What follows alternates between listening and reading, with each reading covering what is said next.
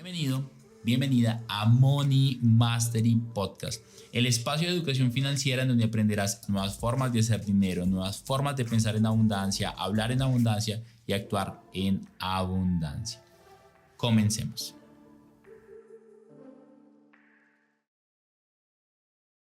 Hello. Estamos en un nuevo episodio de Money Mastery Podcast, hoy en miércoles de Finca Raíz, casualmente en las oficinas de fincarraiz.com. Y hoy estamos con co-host y estamos con una invitada especial, experta en temas legales. Pero antes de presentarla a ella, porque dejamos de últimas lo mejor, voy a presentar a mi co-host. Gracias a él es que se está dando toda esta locura de Finca Raíz con Money Mastery Podcast. Así que recibamos con un aplauso virtual a Cristian Rodríguez, el gerente de nuevos negocios de fincarraiz.com. Cristian, ¿cómo estás? Hola Dani, encantado de nuevamente acompañarte en estos espacios que se están abriendo. Y es gracias a Finca Raíz, ¿no? Gracias a Finca Raíz que se están abriendo estos catalizador. Claro, total. Y un gusto estar acá. Yo trabajo en Finca, ya llevo trabajando 8 años en Finca Raíz.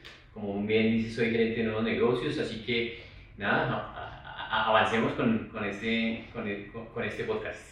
Y por otro lado tenemos a una persona que conocí de forma muy particular. Me he dado cuenta que tiene una presencia que hace que la gente se quiera cambiar los nombres, no sé por qué, pero pasa.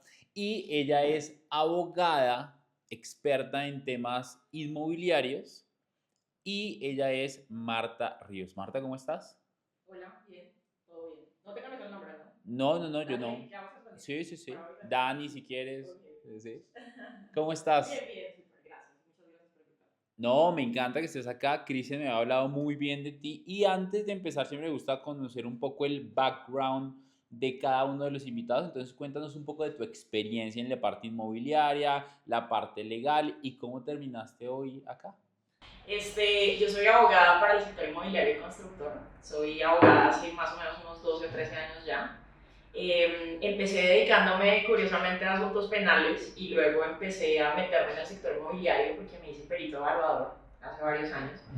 Luego me dio la oportunidad de empezar a capacitar, a dictar algunas clases en temas inmobiliarios, una loca pequeña. Y ahí entré en el sector inmobiliario. Hoy en día pues soy abogada en asuntos civiles, especialmente inmobiliarios, urbanos, y en algunos asuntos de familia. Y algunas veces la gente se cuestiona por qué familia e inmobiliarios parecieran tan distantes, pero básicamente es porque la mayoría de los pleitos relacionados con inmuebles están relacionados con la familia, precisamente. Eso es lo que hago hoy. Mi experiencia está muy basada en el litigio, es decir, en los asuntos conflictivos. Y a partir de ese conocimiento de los conflictos es que pues asesoro buscando que la gente precisamente los evite y si no los puede evitar, por lo menos minimice los riesgos. Quiero preguntar muchas cosas de la parte legal, pero quiero hacer una pregunta que mucha gente se va a estar haciendo allá y es como medio harto trabajar en tema de conflictos y litigios. ¿Cómo te va con eso? ¿Cómo logras separar la parte de litigios, la parte personal y que no termine mezclada? Porque al final, cuando llegas a defender los intereses de una persona, es muy difícil a veces no cargarte, la gente está emocionalmente muy cargada y más si, que probablemente lo has vivido, y más si el papá está demandando al hijo o si el hermano está demandando a su hermana, o el ex esposo está demandando a su ex esposa, que debes haber visto de todo. ¿Cómo lo separas? Y nos metemos en la carnita. Vale, bueno, yo digo es que mi punto de partida es que en todas las familias hay conflictos, en todas, absolutamente en todas. En unas más, en otras menos, y de hecho fíjate que la mayoría de los temas inmobiliarios, como les digo, vienen de la familia porque en todas las familias tienen ese típico momento decembrino en el que se reúnen en la novena o en la celebración de Navidad o Año Nuevo y la discusión siempre es la misma. La casa, el abuelo, que nos vamos a repartir, que me toca a mí, tal otro y tal. Entonces, el punto de partida normalmente es por ahí. También obviamente vienen los asuntos relacionados con matrimonios, divorcios. Yo básicamente cómo los separo, bueno, entiendo que los problemas son de la gente, no son míos, ese es un primer aspecto importante. Las cosas se pelean como propias y se pierden como ajenas, es un poco... Qué buena frase. Las cosas se pelean como propias y se pierden como ajenas, o sea, Obviamente para todos los abogados el asunto es muy difícil no sentirte emocionalmente afectado cuando, no sé, una cosa que sí me pasa mucho y que más bien sí me afecta es que a veces los clientes se mueren en el camino, ¿no? Entonces a veces llevo años litigando un pleito, peleándome el tema como propio y pues se me muere en el camino y me deja botada y termino yo peleando sola. Entonces esa parte de pronto sí es un poco más difícil, pero en general los conflictos que tienen entre ellos, pues no, digamos que la labor del abogado cuando trabaja asuntos familia y asuntos de inmuebles es ser muy mediador, muy conciliador, muy tratar de hacer entender a las partes que tienen que quitar un poco esa emocionalidad y aterrizar las cosas, porque al final todo se trata de sumar, restar, multiplicar y dividir. O sea, no importa cómo le quieran ver, que para cada persona su divorcio es especial, su sucesión es especial, su trámite es especial, pero la verdad es que ninguno es especial para ellos. Pero cuando tú crees que tu conflicto es el peor, siempre hay peores. Entonces, de pronto a veces aterrizar un poco a la gente y contarle la experiencia de otros ayuda a que la gente le baje un poquito y entienda que una cosa es la emoción y otra cosa obviamente es el negocio. Entonces, eso es la manera. Cuando tú crees que tu conflicto es el peor, siempre hay uno que es peor. Estábamos hablando detrás de bambalinas de los errores legales en la compra y venta de propiedades. Cuando la gente se acerca a ti, ¿cuál ha sido uno de esos errores de los primeros errores que la gente comete cuando va a firmar un documento de compra y venta o una promesa de compra y venta que se da en apartamentos sobre planos? Cuéntanos un poco en esta primera instancia. Pues mira, errores, definir uno es difícil, pero yo creo que uno que sí es muy importante y que siento que pasa mucho es que la gente está como, o subestima la compra de inmuebles, ¿no? Entonces yo siempre hago la comparación y le digo a la gente, es que comprar un inmueble no es como comprar un par de zapatos. Usted se puede equivocar comprando un par de zapatos. Y a las mujeres nos pasa, o sea, yo voy y me compro, quiero un par de tacones rojos y de repente termino saliendo con azules, negros, verdes, verdes. Y luego me llevo a la casa y me los mido y resulta que no me quedan buenos la mitad de los pares que compré. Y termino regalándolos, ni siquiera estrenármelos y no pasó nada. Digamos que perdí 100.000 o 200.000 pesos, pero no es tan grave. Pero cuando la gente se equivoca comprando un inmueble, está comprometiendo muchas veces el patrimonio de lo que ha ahorrado durante toda su vida. Y subestiman mucho la compraventa de inmuebles, pienso yo, porque lo ven como muy cotidiano. En general, los negocios inmobiliarios son muy cotidianos. Todos los días la gente compra inmuebles, vende inmuebles, los toma en arriendo, los arrienda. El negocio del arrendamiento y la compraventa son negocios de los que no se escapa nadie. Yo para eso tengo un dicho, por ejemplo, es que digo que la tierra nos toca a todos. Entonces, la tierra nos toca a todos. Nadie se salva del tema. O sea, todo el mundo alguna vez tiene que hacer un contrato de arrendamiento o un contrato de compraventa de un inmueble. Entonces, en ese que la tierra nos toque a todos, pues la gente cree que lo sabe todo. Y entonces siente que no necesita asesoría. Y normalmente creo que el mayor problema que yo veo es que cuando la gente llega a uno como abogado, pues ya se ha equivocado previamente. O sea, ya hizo un contrato porque de pronto lo descargó de la web, cree que el tema es cambiarle los nombres y que todos son iguales y que nos fuimos. No es cambiarle los nombres. Y claramente el tema no es eso, No. cada negocio es particular. No es porque yo lo haya hecho, pero me han contado, Cris, me han contado que la gente hace. Entonces, hay gente que entra, descarga, cambia los nombres. Sí, no. Entonces, cada negocio es particular. Entonces, el hecho de que la gente no entienda que su negocio es individual y que los pactos que hace, creo que hacia allá hoy, ese es el gran error, y es que la gente conversa las cosas, pero en el papel escribe otras. Entonces, en el papel escribe otras porque o descargó la minuta y la minuta no venía con la idea de lo que él conversó, o cuando diligenció la minuta no sabía cómo escribir aquello que habló. Entonces, muchas veces pasa que cuando uno le pregunta a la gente, bueno, ¿cómo es el negocio? Entonces, de repente me dice Marta, mira, yo me comprometí a que voy a comprar la casa en 200 millones, me van a dar 100 en efectivo, los otros 50 me los van a entregar con carro, los otros 50 me los van a entregar en cosas de 500.000, la persona me cuenta eso, pero luego yo leo la promesa de compraventa y ahí dice otra cosa. Ahí dice que ya recibió los 200 millones y que listo, que mañana me entrega y que ya nos fuimos. Pero tú me estás contando una historia y me estás mostrando un documento que dice otra muy distinta.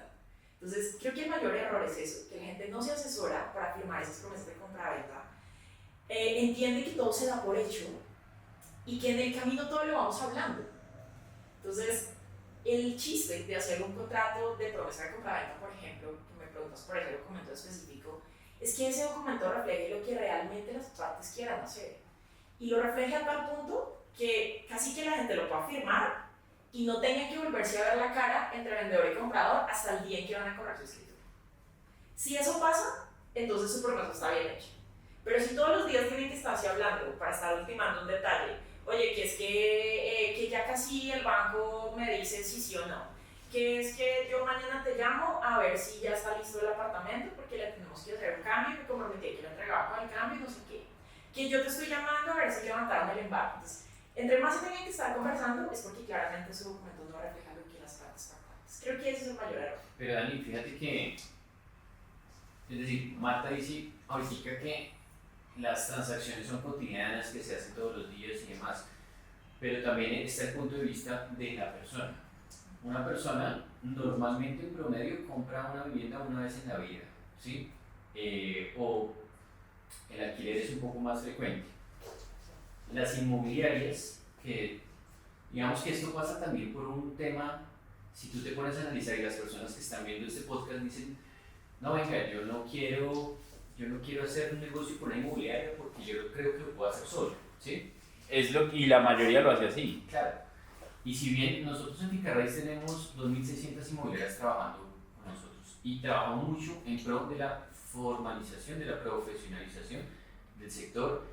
De hecho, nos conocimos con Marta a través de la Lonja de Bogotá. Ella dicta clases allá y nos acompañó en un par de eventos a nosotros porque si bien no es nuestro foco como Finca Raíz, nos preocupamos por la formalización, porque la gente realmente entienda que tiene un respaldo hacerlo con asesoría, bien sea de un abogado, de una inmobiliaria, porque si realmente una inmobiliaria que trabaja bien, normalmente tiene un abogado asociado a la inmobiliaria, ¿sí me explico?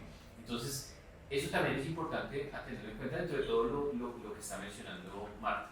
Cris, pero que es que queremos ahorrarnos unos pesitos, o sea, es que la inmobiliaria me cuesta esto, es que el abogado me... No, entonces... es que la gente tiene para el whisky pero no tiene para el hielo y eso no puede ser. Sí. O sea, andan comprando casas de 1.000 millones de pesos, pero luego no pretenden no pagar una asesoría previa y luego obviamente terminan que son los...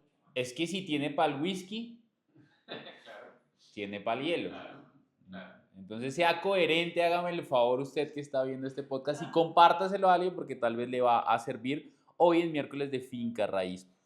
Marta, ¿cómo puedo blindarme yo con un buen contrato de compra y venta? ¿Qué sí o sí debería tener? Porque entonces ahora viene algo, Cris y Marta, y es que aunque yo a veces me asesore con un abogado, justo, ¿qué hace la mayoría? Porque es que hay diferentes tipos de personas. Están los que dicen, me voy a ahorrar unos pesitos y compran la propiedad de 1.000 millones de pesos, que son $250.000 para los colombianos en el exterior. Un saludo muy especial. Y están quienes no quieren pagar $50 o $100, que ni siquiera eso vale en Colombia una asesoría. Y están los otros que dicen, bueno, hay que pagar una asesoría. Entonces, ¿qué hacen? Pues contratan al abogado, que es el sobrino, que es el primo, que es el amigo, que es el hijo el amigo de Amparito, el hijo que acaba de graduarse de la universidad, con mucho respeto a los recién graduados, pero es que somos muy bichos, o sea, todavía nos falta madurar un poquito en la vida y tristemente la experiencia a veces, porque hay gente que se vuelve abogada con pura experiencia sin el título, entonces ese es otro error que yo veo, o sea, me asesoro con el junior, con el primero que está empezando y no sé qué revisar. ¿Qué debería revisar alguien que de pronto está con un abogado? Porque incluso puede pasar con el que está recién graduado y con el que me dice tengo tantos años de experiencia que tiene una preforma o proforma. Una proforma de hace 5 años y el abogado ya es conchudo y no la vuelve a actualizar y es igual que ir a descargarla en Google, pero aquí le pagan al abogado. ¿Qué debería revisar? A ver, lo primero es, digamos que tomando lo que decía hace un momento, es tener claro que el documento que se elabore satisfaga lo que las partes realmente han conversado. O sea, muchas veces no se trata ni siquiera de que tenga unos elementos muy jurídicos. Es decir, no se trata de tener un lenguaje supremamente jurídico, incomprensible, no. Se trata de que efectivamente el documento refleje lo que las partes conversaron. Entonces, si acordaron que el inmueble se va a entregar el 10 de mayo, pues eso debería ser el documento. El inmueble se entregará el 10 de mayo. Es mi día de cumpleaños. Ah, sí, ahora. ¡Qué buena fecha! Bueno, ya por algo lo dije, yo sabía, era para que la vean. Entonces, digamos que eso, que efectivamente refleje lo que las partes quieren. Ya en cuanto a elementos jurídicos básicos de un inmueble, digamos que hay que decir dos cosas. Una cosa son las cláusulas esenciales de un contrato, y por esenciales entiéndase que todos los contratos, por su naturaleza, tienen unas cláusulas que son de ellas. Entonces, la naturaleza de un contrato de promesa de compraventa es que, ¿para qué es? Pues para prometer vender un inmueble en el futuro. Eso es una promesa de compraventa. Un documento en donde una persona se compromete a vender y la otra se compromete a comprar en el futuro un inmueble. Entonces, como esa es la naturaleza, la compraventa pues es el intercambio de una cosa por un precio. Si es el intercambio de una cosa por un precio, lo que debería tener esa promesa de compraventa es una definición de la cosa, ¿cierto? Una identificación clara de qué es lo que tú vas a intercambiar. Entonces entiéndase una casa de habitación, identificada con un número, identificador de su matrícula inmobiliaria, su cédula catastral, o sea, señas que me permitan identificar que se trata de esta casa y no de otra, ¿cierto? En eso fíjate que hay algo bien curioso, y voy a hacer un paréntesis, es que muchas veces en los cursos la gente dice, Marta, yo vine a este curso porque quiero aprender cómo hacer una promesa más rápido, porque yo a veces me demoro toda la noche transcribiendo los linderos. Yo digo, pero te voy a dar un consejo, así, si viniste a eso, te lo vas a solucionar en 2 minutos, no los transcribas, o sea, que perderá tiempo. Pero es que fíjate que ¿Qué perderá tiempo? lo que piensan las personas, que yo me encontré conversando con las inmobiliarias que trabajan con finca raíz, y es que el sentimiento es que yo debo colocar desde el inicio entre los suscritos vecinos de Bogotá y que y si no, no es legal, como que estoy faltando algo, como que no va a ser válido. Es gris oscuro, gris ratones el color, hay que ver en todo. Y los linderos dicen, Lo que pasa es que nosotros venimos de una sociedad muy, ¿cómo decirlo? Como un poco burocrática y muy formalista, y venimos de unas tradiciones muy formalistas donde, por ejemplo, hablando de eso, una premisa que tiene la gente es que piensa que si no autentica la promesa de compraventa, entonces no es válido. Entonces la gente dice, no, es que yo sí firmé la promesa, pero esa no vale porque como no la notarizamos, dice la gente. Entonces, lo primero que, digamos que el ciudadano a pie tiene que tener claro es que en Colombia y en general en la mayoría de las legislaciones, de hecho, pues hay una presunción de buena fe. Y esa presunción de buena fe implica que los documentos firmados por alguien se presumen auténticos, independientemente de que yo vaya a una notaría con la presencia de 20 testigos o no, ¿cierto? Entonces, yo, por ejemplo, fíjate que en eso, en los cursos, yo pongo a mis agentes inmobiliarios y les digo, quiero que hagan una promesa de compraventa, pero les doy una servilleta. Les entrego una servilleta así de la de lujo, porque es un poquito más grande y un poco más bonita, o una esquela. El otro día lo hice con una esquela. Me conseguí unas esquelas, las imprimí y les entregué una esquela y les dije, quiero que hagas ahí una promesa de compraventa. ¿Qué es una Mira, esquela? como, ay, no jodas. no, es que es muy joven. Es que yo tengo 22 años, recién cumplí el 10 de mayo, hace un mes cumplí. Es cuando uno le escribía la carta a la novia, Una hojita, bonita. Sí. Ah, no, yo enviaba un mail o WhatsApp o el PIN, el BlackBerry, no. Lo siento, pero es que hay mucha gente que no va a entender que es una esquela. Era por eso, realmente, pero hay otros que sí. Porque yo quiero una esquela, vale. Entonces, una hojita rosadita con lineecitas y muñequitos y peluches y la vaina. Y les dije, quiero que hagas la promesa de compraventa ahí. Y la gente me mira como, ¿qué? Pero si normalmente una promesa a mí me toma 6 hojas, 7 hojas, y además dónde queda el espacio para no sé qué y para hacer más, yo les digo es que debería caberle ahí. ¿Por qué debería caberle ahí? Pues porque una compraventa es el intercambio de una cosa por un precio. Luego entonces, ¿qué debería tener? Pues debería decir quién promete vender y quién promete comprar, ¿no? En eso viene un poco lo que decía Cristian. Entonces la gente dice, no, es que tiene que decir colombiano, mayor de edad, domiciliado, residenciado, no sé qué. Y son cosas bien chistosas, porque yo le digo a la gente, a ver, si dice que tiene cédula de ciudadanía, ¿es mayor de edad o menor de edad? Entonces, claramente es mayor de edad, no tienes que escribir mayor de edad con cédula de ciudadanía, ¿cierto? Que residenciado, domiciliado y vecino de esto, o sea, al contrato no le importa de quién eres vecino. Esto no se trata de identificar la vecindad. El domicilio es el aspecto realmente importante porque es el que determina dónde, en caso de un conflicto, yo puedo demandar a esa persona. Y la residencia es el lugar donde vive. Entonces, la residencia y el domicilio no necesariamente es el mismo. Yo le doy a la gente un ejemplo. Yo, por ejemplo, resido en el municipio de Chía, pero mi domicilio es Bogotá. Es Bogotá donde yo desarrollo mis negocios, donde si alguien me quiere demandar, me demanda, pero yo resido en un municipio ajeno. Esperemos que no. Espero que no, pero por si acaso. Por si acaso ya sabe dónde reside la señorita. Claro, entonces a los contratos no les importa la residencia, les importa el domicilio. Y así, hay muchas cosas que son muletillas de los contratos que si tú le vas quitando, pues se van haciendo más light. Entonces, entre ellos, que se identifiquen las partes, nombre, su identificación y su domicilio, ya, chao, nos fuimos. ¿Cuál es la diferencia entre domicilio y residencia? Que la residencia es el lugar donde vives y el domicilio es donde tienes tus negocios, digamos, donde Ok. desarrollas tu vida. Entonces, a los contratos siempre les importa es el domicilio, no la residencia.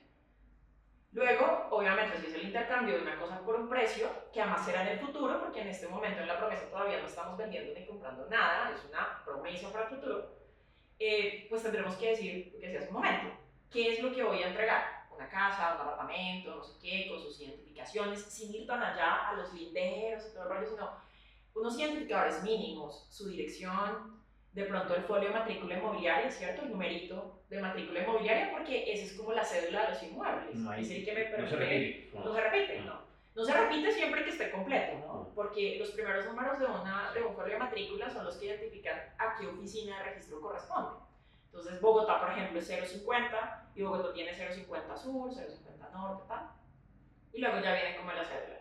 Entonces, con ese número no hay pierde acerca de qué inmueble se trata. Es decir, No en otras tengo palabras, que no tengo que linderos. poner linderos, No, sino no. solamente Con el el folio número de de... matrícula, con la dirección, la cédula catastral quizá, podría la gente, para evitar escribir los linderos, podría decir en dónde están los linderos, por ejemplo. Entonces, los linderos los puedo encontrar en la escritura pública número tal y ya estamos. Y ya me ahorré 2 páginas. Y ahí sí, y ahí ya vamos en menos 12. Y luego, obviamente, como es el intercambio por un precio, pues el precio. ¿Por cuánto es que tú vas a prometer que vas a vender y a comprar? 10 pesos, 20 pesos. ¿Y cómo se van a pagar esos 20 pesos? Entonces se van a pagar tanto ahora, tanto luego, tanto con el crédito, tanto con mis cesantías, tanto con lo que sea. ¿Cierto? ¿Cuándo? Entonces las preguntas siempre en precios serán: ¿cuánto vas a entregar? ¿Cuándo lo vas a entregar? ¿Dónde lo vas a entregar? ¿Cómo lo vas a entregar? ¿Un cheque? ¿Una transferencia? Con que la promesa tenga eso, y obviamente pues lo más importante, me indique cuándo es que lo vamos a vender, ¿no? Como es algo para el futuro, pues ¿cuándo? ¿Cuándo? ¿Dónde? Entonces que tenga una cláusula que lo indique, diga, hombre, si va a ser el contrato prometido, que es la compra-venta, alias lo que la gente llama la escritura, en la notaría primera, Bogotá, el 14 de junio del 2025 a las 2 de la tarde. Con que diga eso, tú tienes una promesa de compra. Todo lo demás que ustedes puedan ponerle de ahí para allá, pues todo lo demás son adicionales. Adornos. Adornos y adornos y adornos. No necesario. Que no digo, claro, que no digo que pues muchos no sean útiles, ¿cierto? Hoy, por ejemplo, tenemos que incluir cláusulas relacionadas con el origen de los recursos, con la protección de datos, cláusulas, por ejemplo, pactos, que son muy importantes para las partes en una promesa de compra-venta, pero que no son obligatorios, porque la gente los siente como obligatorios, que es ese rollo gigantesco, gran conflicto del cuento de las arras y las cláusulas penales. Eso es lo que da el 50% o más de los conflictos de una promesa. La gente no entiende la diferencia entre lo que son unas arras y lo que es una cláusula penal, entre lo que es decir siempre ya no quiero, que es mi derecho legítimo a retractarme, e incumplir. Entonces, eso por ejemplo, eso es el grueso de las promesas de compra-venta, ¿sabes? Y es accesorio, la gente quiere, pero la gente lo mete y luego no sabe qué significa. Vamos a una pausa comercial. ¿Sabías que en Suiza el ingreso promedio por persona es de $80,000? En cambio, en Colombia el ingreso promedio es de $6,000 por persona. Y en países como México y Perú es muy parecida la situación. La razón de esto es por el manejo de sus finanzas. Menos del 5% de las personas invierte en mercados financieros y menos del 20% en bienes raíces. Por otro lado, el 60% reporta que están estancados financieramente hablando. Y este espacio es para hablarte de Money Mastery Academy, una academia de finanzas personales e inversiones que ha ayudado a más de 2,000 personas a lo largo de 5 años, en donde te enseñamos en cursos virtuales y presenciales cómo transformar tus finanzas y tus inversiones. Imagina esto: Un amigo me compartió que gracias a uno de nuestros episodios de podcast que duró 1 hora, logró facturar $15,000. Te dejo acá el pantallazo. Imagina que yo me sentara contigo en 1 hora de consultoría a resolver tus problemas financieros y desarrollar un plan para ganar más, mantener tu dinero y protegerte a través de tus inversiones. ¿Cuánto valdría esto para ti? Yo normalmente le cobro a una empresa $1,000 a $2,000, pero en esta ocasión, para sentarme contigo, voy a sacar una oferta especial porque tú estás en el podcast y va a costar $97 para sentarme 1 a 1 contigo.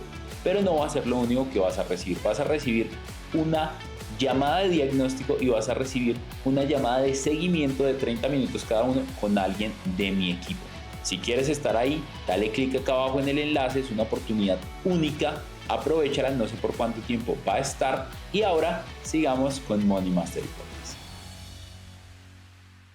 Marta, cuéntanos un poco acerca de las arras para los que no saben qué son las arras, cómo funcionan, porque tal vez nos escuchan de otros países también y tal vez no es claro el término. ¿Y qué pasa con las cláusulas penales?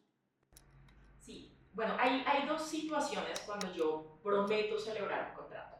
De hecho, para aclarar esto, un aspecto importante que la gente conozca es que no solamente hay promesas de compraventa de inmuebles, hay tantas promesas como contratos existan. O sea, por ejemplo, hay promesas de celebración de contratos de arrendamiento. ¿Por qué se hacen las promesas? Pues se hacen las promesas porque las partes en este momento, por alguna razón, o no quieren o no pueden hacer el contrato. Entonces, fíjate que el primer contrato de promesa más conocido para la gente es la promesa de celebración de matrimonio. En Colombia eso en algún momento estuvo regulado y se llamaba contrato de esponsales. Y eso hacía que la gente ya tuviese un compromiso y ese compromiso tenía una repercusión económica. Y es que si el novio se arrepentía, tenía que pagar una suma de dinero. Si la novia se arrepentía, tenía que pagar una suma de dinero. ¿Quién pagaba más? Pues normalmente, como toda la vida, se arrepentían más los novios, ¿no? O sea, obviamente. Es muy triste. Benditos, porque es así. Es muy triste que eso haya desaparecido, porque hoy en día, por ejemplo, pasa mucho que la gente se compromete al matrimonio, fíjate, y luego dice, ay, siempre ya no quiero, pero ¿y la fiesta? ¿Quién la paga? y los vestidos que separamos, Pasamos. y la hipoteca en la que nos metimos, ¿quién la va a cubrir? Porque dice siempre ya no quiero. Porque el siempre. Porque siempre ya no quiero. Porque siempre pensando bien, Okay. como que ya no. Pero la palabra siempre es un término que se utiliza en algún... No, es una pura muletilla abogada. Ok. Siempre ya me arrepentí. Sí. Siempre ya tengo que ir al baño. Sí, entonces el retracto es eso. El retracto es que cuando yo prometo que voy a hacer algo en el futuro, un día me siento y lo pienso bien y digo, oiga, no, como que yo pensándolo bien, como que no estoy listo para casarme. Entonces, como que no estoy listo para comprar esta casa. O, por ejemplo, muy propio de los vendedores, oiga, me soñé anoche que mi esposa muerta vino y me dijo que mejor no vendiera la casa. Clásico. ¿Cierto? Y la gente tiene derecho a decir, siempre ya no quiero. La gente tiene derecho a decir, oiga, lo estuve pensando mejor y es mi casa, aquí es donde crecieron mis hijos y realmente ya no la quiero vender. Y eso no es incumplir. Eso es lo que se llama retractarse. Entonces, entendiendo que existe ese derecho a decir, oiga, ya no quiero, que se llama derecho de retracto, pues para eso son las arras. Las arras son un pacto económico en donde la gente, cuando promete celebrar contratos en el futuro, dice, vamos a poner una plata aquí sobre la mesa. ¿Listo? Esa plata va a ser tanto, un 2% del valor, un 5%, un 8%, 100,000 pesos. ¿Hay un valor estipulado? No, hay un valor. Pero hay un promedio, ¿no? Normalmente es 10, o por lo menos eso es lo que yo siempre he visto. En la mayoría de los casos yo también he visto eso. No, y ya les voy a explicar por qué. Fíjense en lo siguiente. Cada negocio es un mundo, ¿no? Entonces pensemos que, pensando por ejemplo en la compra de un inmueble usado. Un inmueble usado muchas veces tiene como su arista principal que la gente lo está vendiendo porque tiene una motivación importante. Por ejemplo, está embargado. Entonces, para poderlo vender, tiene que desembargarlo. Y para desembargarlo, pues tiene que pagar una suma de dinero. Y esa suma de dinero puede ser variable, o sea, puede ser casi la mitad del inmueble, puede ser 50 millones de un inmueble de 1.000. Entonces, ¿cuánto necesita esa persona para poder levantar ese embargo y poderlo vender? Pues como mínimo ese valor. Entonces, normalmente en esos negocios, las arras van a ser como mínimo ese valor que la persona tiene que ir a pagar para poder levantar el embargo. Entonces, cada negocio necesita unas arras diferentes. eso quiere decir que ahí no tendría que pagar esas arras, por ejemplo, que está embargado a la persona, sino esas arras irían para el banco, la persona que tenga el embargo. Idealmente, y la gente se Ok. equivoca mucho en eso, porque pasa que se las entrega al vendedor y luego el vendedor se lo gasta en gomitas Claro, porque y estaba dice, embargado, no era oh, porque fue una buena sí, persona sí, administrándolo, y ¿no? Claro. dice, oh, no lo pagué, ¿qué hacemos? Necesito que me Claro. anticipes más plata. Claro. Entonces, claro, las arras son esa plata que se pone sobre la mesa al inicio de ese contrato diciendo, voy a poner esta plata aquí, para que si decidimos que siempre ya no queremos, o sea, decidimos retractarnos, entonces, si yo vendedor me retracto, devuelvo la plata que me diste comprador y te la devuelvo doblada, ¿cierto? Ese es el principio de las arras. Doblada. Que sea como, hey, reconociendo que yo decidí arrepentirme y que había recibido una plata tuya y que yo la puse en el mercado y que tú la dejaste de usar y tal, si yo decido que siempre ya no quiero, pues entonces te la devuelvo doblada. Y esas son las arras. Y si es el comprador el que decide que ya no quiere comprar, pues entonces él, digamos que su sanción, por decirlo de alguna manera, es que él pierde la plata que dio. ¿Cierto? Y eso también hace que la gente tenga que tener mucho cuidado con la cantidad de dinero que pacta en arras, ¿no? Porque fíjate que, hace un momento lo decía, bueno, una variable por la que muchas veces los negocios necesitan arras es porque el inmueble está embargado. Pero las variables por las que en los negocios se meten arras pues son infinitas. Muchas veces es solamente porque dentro de esa misma sensación es subjetivo y la gente siente que si no pisa el negocio con una plata, como que no hay negocio. Y entonces en ese pisar el negocio lo vuelven muy subjetivo y dicen como, a ver, yo no sentiría que hay negocio si no me das por lo menos la mitad, o me das por lo menos el 30%, y entonces se vuelve eso, como un ejercicio de quién da más. No, a mí me suena como con la mitad, a mí me suena como con el 30%. Entonces, irresponsablemente hacen esos pactos de arras así, y luego, por ejemplo, pasa mucho que la gente pretende comprar con crédito. Y entonces el comprador dice, voy a dar, no sé, el 30% de arras. Y está esperando, tiene la expectativa de un crédito. Y si no le dan el crédito, no tiene más de dónde pagar. Y entonces compromete un 30% del valor del inmueble y luego va al banco y el banco le dice, lo pensé mejor. Y siempre ya no quiero, ¿eh? Y siempre ya no quiero prestarte. Y entonces, claro, tienes Wow. a ese comprador diciendo, ay, ¿y ahora qué hago? No tengo dónde más sacar la plata, pero como no es mi culpa, devuélvemelas. Y el vendedor le dice, no lo siento, si tú te arrepientes, pierdes lo que diste. Entonces, ese es el gran problema de las arras, que irresponsablemente la gente las pacta sin saber la connotación que ellas tienen. Ahora, de todas maneras hay que aclarar que hay dos tipos de arras, ¿no? De las que les acabo de hablar, son las arras que la gente conoce en general, que se llaman arras de retracto, se conocen con muchos nombres. Las llaman arras de retracto, arras penales, arras sancionatorias, arras retractatorias. O sea, la gente les da muchos nombres, pero al final se trata de eso, de que implican esa sanción. En el caso de que el vendedor se retracte, devuelve el dinero doblado, y si el comprador es el que se retracta, pues entonces pierde lo que dio. Pero también hay arras confirmatorias, que son esos escenarios en los que la gente simplemente da un anticipo, pero si no hay negocio me lo devuelves. Entonces, también pasa que la gente solamente dice, pacto arras. ¿Y cuánto? No, pues lo de ley. Entonces, lo de ley es que escucharon a dos personas decir que había pactado arras del 15% y dicen que eso es lo de ley, ¿no? Y el que no sabe cuando le dicen lo de ley, bueno, lo de ley, claro. Es que fíjate que yo siempre digo en eso, que normalmente cuando la gente no sabe algo, siempre dice que es de ley. Clásico. Voy a empezar a hablar así cuando hable con mi equipo. Esto es de ley. Tiene que cumplir este horario porque es de ley. Cuando tú le dices a alguien que es de ley, ya. La persona dice, Es de ley, pilas pues. chao. Y claro, lo que pasa es que no conoces la ley. Claro. Entonces ya, bueno, sí, Sí, claro. eso será que es. Entonces normalmente eso se llama cañar, ¿no? Entonces normalmente la gente... Y parece que sabe un montón. Voy a hablar así ahora en adelante cuando diga cosas. Esto es de ley. Y eso pasa mucho con los intereses. A veces la gente dice, no, ¿y me presta cuánto interés? No, pues lo de ley. ¿Cuánto no? El 5% mensual. Esa ley me gusta si soy prestatario. Entonces, claro, la gente pacta arras así, diciendo, no, pues lo de ley, ¿qué es lo de ley? No, pues le preguntó al vecino y él había pactado el 20% de arras. No, lo de ley es el 20%. Ya. Y se para y dice, es el 20% y es el 20% porque eso es por ley. Y de la misma manera que hacer por ley, escriben, ¿qué tipo de arras son? No, pues las de ley. No, pues que la ley prevé dos. Hay arras de retracto y hay arras confirmatorias. Y en las confirmatorias son solamente un anticipo. Entonces, como cualquier anticipo, si tú mandas a hacer una mesa y el carpintero no te hace la mesa, pues te devuelve el anticipo. Entonces, es muy importante que la gente también entienda la diferencia entre unas y otras arras para saber cuáles son las que quiere pactar. Y esas arras, y cuáles quiere pactar, se establece en el contrato. Dice, estas son arras confirmatorias. O son arras de retrato. O es un anticipo. Exacto. ¿Puedo usar decir la palabra anticipo? Sí, y eso que acabas de decir es muy importante. A veces la gente dice, no, es que... ¿Cuál ¿cómo es el que es término? el término? Sí. No, hombre, escriban sus palabras. Si usted me dice que entregó 10 millones como anticipo, eso se llaman arras confirmatorias. Aunque no diga arras confirmatorias. Qué interesante. Está por ley, eso sí es quiero preguntar si eso sí es por ley, ¿no? Ya después de eso, cuando yo haga aquí el podcast, porque es que es de ley, es de ley que escuchen el podcast, vamos a empezar a decir.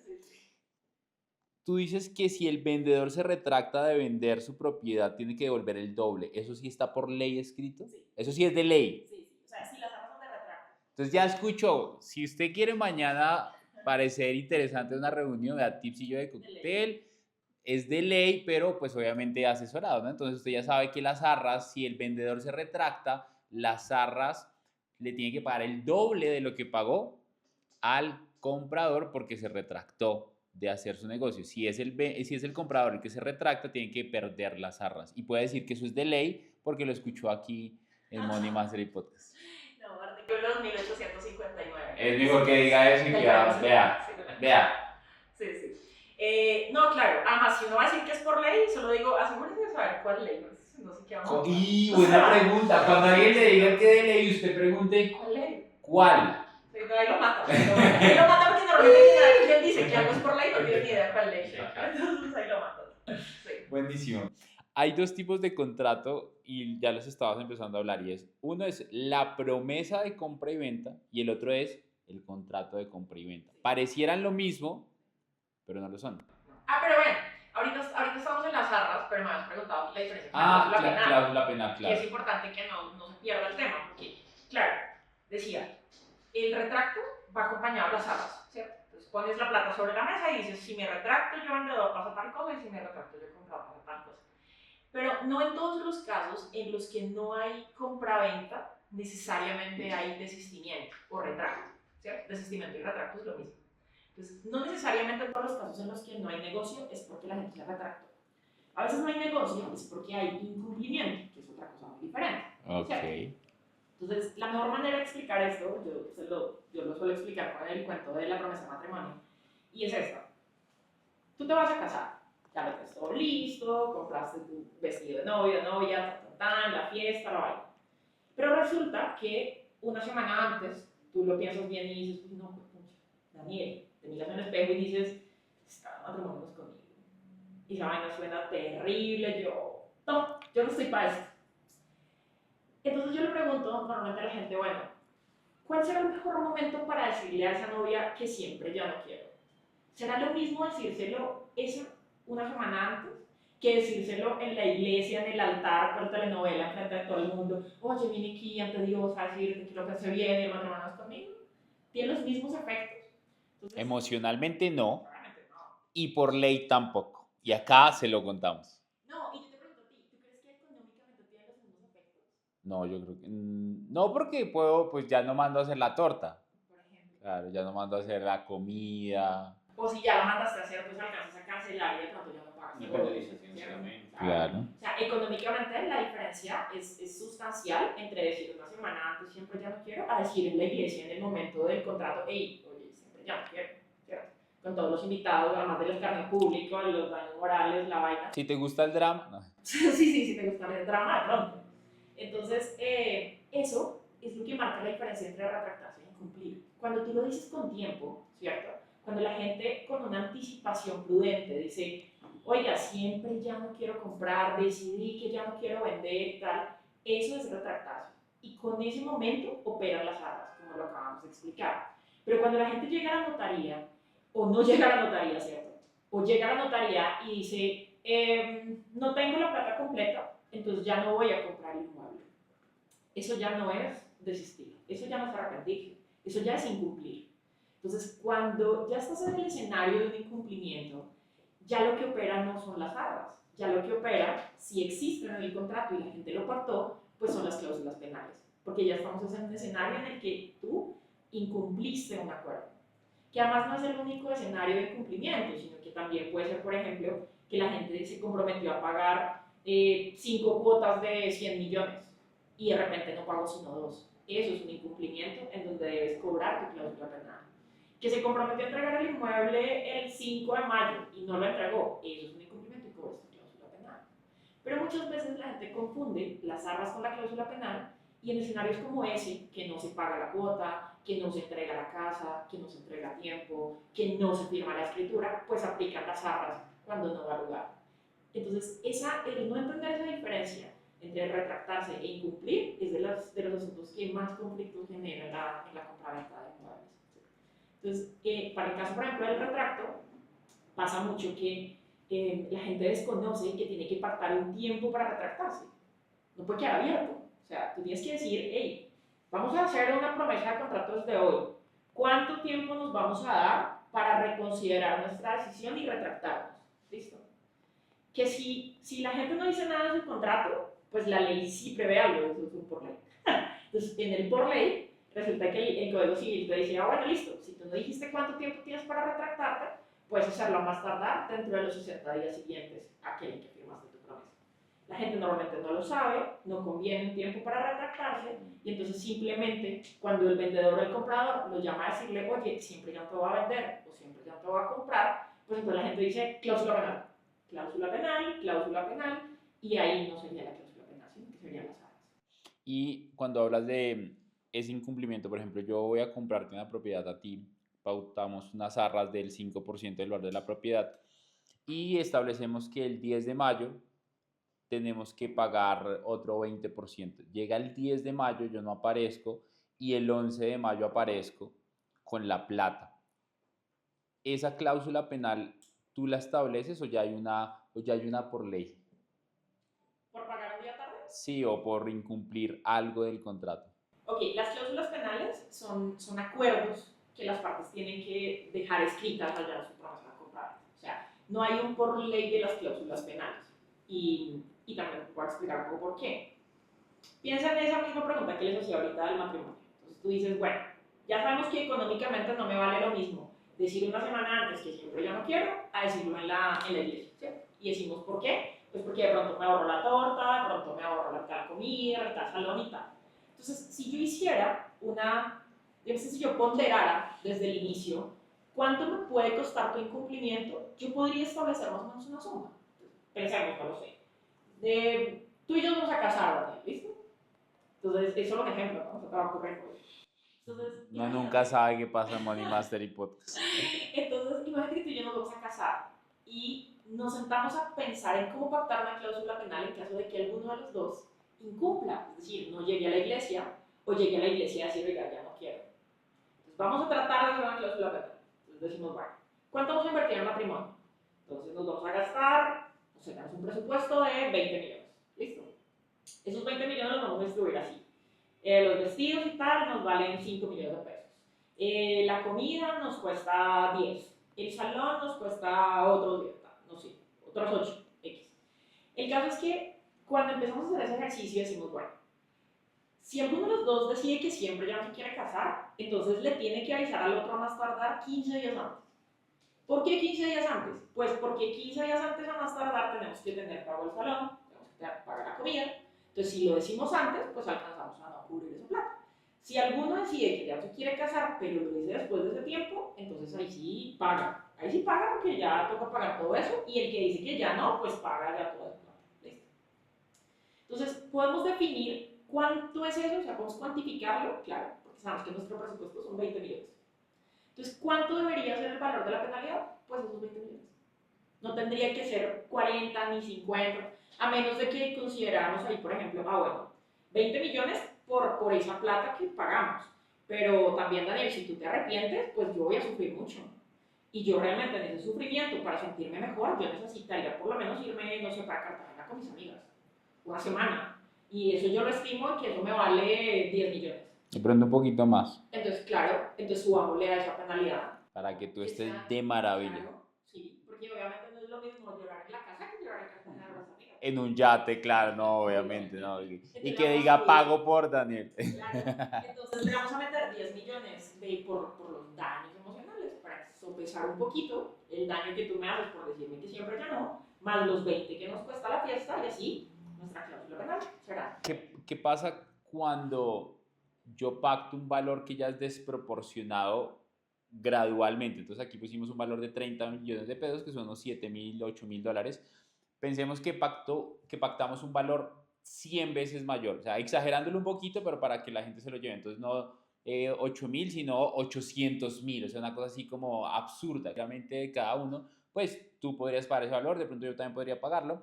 Entonces, ahí hay alguna forma en ese ejemplo, que también pasaría en las propiedades, de, hey, no, creo que la embarré. Sí, sí, sí. Sí, nosotros tenemos previsto en Colombia un límite para las cláusulas penales del doble del valor de los contratos. Okay. O sea, nadie puede comprar una cláusula penal de más del doble del valor. O sea, si yo la pongo y yo no y la ponemos los dos, ninguno de los dos era abogado, yo no sabía, pusimos 5 veces más del valor total del contrato. Luego cuando tú la vayas a cobrar, yo llamo a una abogada que se llama Marta. Sí, se puede mandar para que se disminuya hasta el límite máximo. El doble del valor total del contrato. Wow. No, esto está buenísimo. Y tristemente estamos llegando a la parte final de Money Mastery Podcast. Hoy es miércoles de Finca Raíz. No sé a qué hora se pasaron más de 45 minutos. Quería cerrar con esa diferencia entre la promesa de compra y venta y un contrato de compra y venta, que mucha gente dice parece lo mismo, no es lo mismo. Si yo compro un apartamento sobre planos con un contrato de compra y venta, o si yo compro una propiedad ya usada con una promesa de compra y venta, ¿se puede hacer? ¿No se puede hacer? Lo que pasa es que en Colombia en general, en la mayoría de las legislaciones de hecho, para nosotros negociar bienes raíces, pues para negociar bienes inmuebles, la ley ha impuesto una serie de requisitos para que se pueda vender un inmueble. Entonces, fíjate que vender un inmueble no es igual a vender un carro, ni es igual a vender, no sé, un mobiliario. Cuando tú compras unos bienes muebles, o sea, un mobiliario, unas sillas, una mesa, tal, tú lo único que necesitas para comprarlas es pagar el precio y que te entreguen la silla. Y ahí murió el contrato de compra-venta. Luego hay contratos un poquito más formales, como cuando compras carros. Entonces, cuando compras un carro, tú pagas el precio, recibes el carro, pero además firmas un traspaso. Entonces, firmas allá el formulario del traspaso y tal, y lo llevas a registro automotor, que es donde se registra esa información. Cuando compras inmuebles, vamos un poquito más allá. Y entonces, por eso la compra-venta de inmuebles se llama o se considera un contrato formal. Es formal porque no solamente es entregar la plata, recibir la casa, sino que el formalismo escrito no es solamente un traspaso como el carro, sino que se requiere que el contrato sea a través de una escritura pública. Entonces, una escritura pública no es más que unas hojas que guarda un notario. Eso es una escritura pública, palabras más palabras. Son unas hojas que se le entregan a los notarios que van identificadas por números, o sea, ellos tienen inventariadas esas hojas, en las cuales ellos pues plasman la intención de las partes en esas hojas notariales. Y solo con esas hojas notariales es que yo puedo ir a las oficinas de registro de instrumentos públicos, que es donde se registran los inmuebles, tal cual como los carros allá en el registro automotor, los inmuebles se registran en el registro inmobiliario, que en Colombia se llama registro de instrumentos públicos, en la mayoría de países se llama registro inmobiliario. Yo voy a mi registro inmobiliario con esa escritura y le digo, ahora el propietario soy yo. Entonces, para los carros solo necesitas un traspaso, pero para los inmuebles necesitas que haya una escritura pública. Si no registro, pues no te registra a ti como nuevo propietario. Entonces, ese documento, que es la escritura pública, es el contrato de compraventa realmente. O sea, ese es el momento en el que las partes, una parte está vendiendo y la otra parte está comprando. La promesa de compraventa es una expectativa, es un contrato previo en donde yo me comprometo a que en el futuro te voy a comprar y el otro se compromete a que en el futuro va a vender. Pero eso puede que no se concrete nunca, o puede que sí se concrete. ¿Cuál es el chiste de las promesas de compraventa? Pues que puedan ser ejecutables, es decir, que si alguno de los dos no cumple, un juez a través de una decisión judicial lo puede obligar a cumplir. Entonces, por eso es que la ley ha impuesto unos requisitos para que una promesa de compraventa, pues que cumple con esos requisitos, sea ejecutable. Y fíjense que esos requisitos están en un artículo en el Código Civil desde 1887. Y muchas personas hoy en día dicen, no, es que eso es nuevo. Es que la nueva ley dice que hay unos requisitos. Es de ley. O sea, es una ley de 1887 y no ha cambiado desde esa época. Y son básicamente 4 requisitos y nos fuimos. Y el más importante es que conste por escrito. Entonces también pasa que la gente dice, yo hice una promesa de compra-venta, vale, déjamela ver. No, fue verbal. No puede haber promesas de compra-venta verbales, porque el primer requisito es que sea escrito. Entonces, ambos son documentos, pero la diferencia es que mientras en la promesa yo todavía no estoy vendiendo ni comprando nada, estoy comprometiéndome a que lo voy a hacer luego, en el contrato de compra-venta, que es la escritura, digo yo, que es la escritura, yo ahora sí ya estoy vendiendo algo, yo ahora sí ya estoy comprando algo. Entonces, esos son como los pasos. Y de hecho, por ejemplo, lo que tú preguntabas con los inmuebles nuevos, en los inmuebles nuevos hay incluso un documento previo a la promesa, que son documentos de separación de inmueble. Y es cuando yo voy al proyecto, me enamoré de un apartamento, entro y me dicen, si lo separas hoy hay un bono de 5 millones. Entonces yo me adhiero al proyecto y en ese momento yo firmo un documento chiquito donde dice cómo voy a ir pagando mi cuota inicial. La gente también confunde mucho ese documento con una promesa de compra-venta y eso todavía no lo es. Eso solamente es un documentico en donde tú te estás manifestando que te vinculas a un proyecto inmobiliario, pero ahí todavía ni estás comprando nada, ni estás prometiendo comprar nada tampoco. Entonces, dependiendo de si es un inmueble usado o un inmueble nuevo, pues en los inmuebles nuevos normalmente la gente tendrá esos 3 pasos: un documento de separación, o promesa de compra-venta y una escritura que es el contrato de compra-venta en sí mismo. Y en los inmuebles usados solamente tendrá una promesa de compra-venta, no siempre, y eso también debe quedar muy claro para la gente, no siempre va a tener que hacer una promesa de compra-venta. Porque si yo me quiero casar hoy y lo tengo todo listo y yo ando con mi vestido de novia entre el baúl y tengo aquí mi registro civil de nacimiento y estamos listos para casarnos, pues nada nos impide ir a una iglesia y casarnos inmediatamente. O sea, no tenemos que hacer una promesa de matrimonio, una fiesta previa, no, puedo ir directamente al negocio. Entonces, en ese símil, la compraventa es igual. Si tú estás listo, si tienes todos tus documentos listos para ir a hacer una compraventa, te vas a una notaría y haces tu escritura, que es tu contrato de compraventa, y nunca hubo promesa. Entonces, a veces hay promesa y otras veces no. Wow. Pues qué buen podcast. Me dio muy buena información, Cris. Sí. Marta, ¿dónde te encontramos en redes sociales, en internet, si alguien quiere contratar alguno de los servicios que ustedes ofrecen en su empresa? Cuéntanos un poco de eso. Ok, yo hago parte de una firma que se llama Asesoría y Litigio. Nosotros como marca aparecemos como asesores. Nuestra web, que ahora está en reconstrucción, que estamos tratando de mejorar, pero es www.asesorese.com.co. En las redes sociales, básicamente, estoy yo, como Marta Reyes en Instagram y en LinkedIn. Marta con H. Marta con H, sí, PH. Bueno, Cris, ¿qué tal te parece este podcast? No, la verdad, siempre para Finca Raíz es muy importante, insisto, aportar en la formalización, que siempre el mensaje es que asesórese, que se apoyen siempre con la parte legal, bien sea con una inmobiliaria, con unos abogados, porque pareciera que fuera muy fácil y es muy fácil más bien es en caer en esa trampa, que uno crea que es fácil y después pierda plata. Es una inversión que, insisto, de acuerdo a los números que venimos manejando nosotros, primero que todo los clientes se demoran casi un año en tomar la decisión y cuando la toman, hay unos que pueden comprar más de un inmueble en la vida, pero no, en el promedio es que compran solamente un inmueble en la vida. Así que tenemos que tomar con responsabilidad ese tipo de decisiones y la mejor manera es asesorándose, apoyándose con las inmobiliarias. Obviamente, Finca Raíz, como te comento, Dani y Marta, nosotros tenemos 2.600 inmobiliarias trabajando con nosotros, pero digamos que no somos la garantía, Finca Raíz no hace parte de la garantía de ese proceso. Sí procuramos que las inmobiliarias y todas las personas, actores de este proceso, pues se formen, se profesionalicen y demás, pero pues ese sí es como tema de cada inmobiliaria, de cada cliente que hace parte de nuestro. Wow. Agradecerte también, estuvo bien interesante, estuvo chévere, gracias Marta. No, a ustedes. Marta, gracias. Este fue un Money Mastery Podcast en miércoles de Finca Raíz, en las oficinas de fincarraiz.com.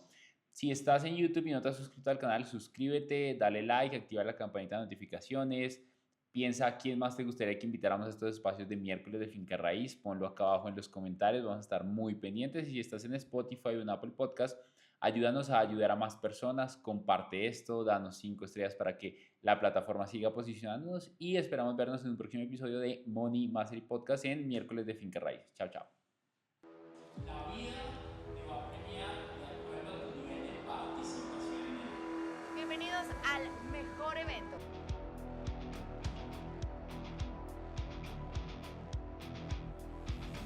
No se pierdan el próximo porque aquí puede estar el paso para cambiar su vida.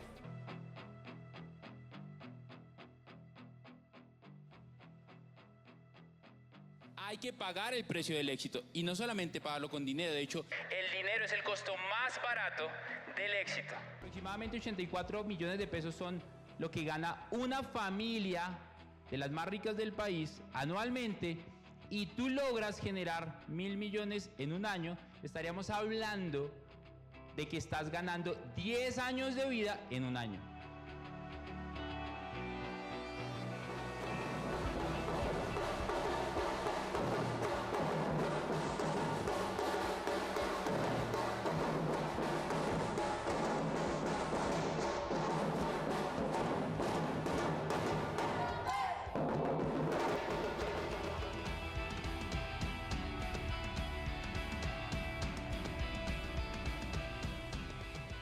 Esta es la nueva fecha The Money Mastery Event 2024.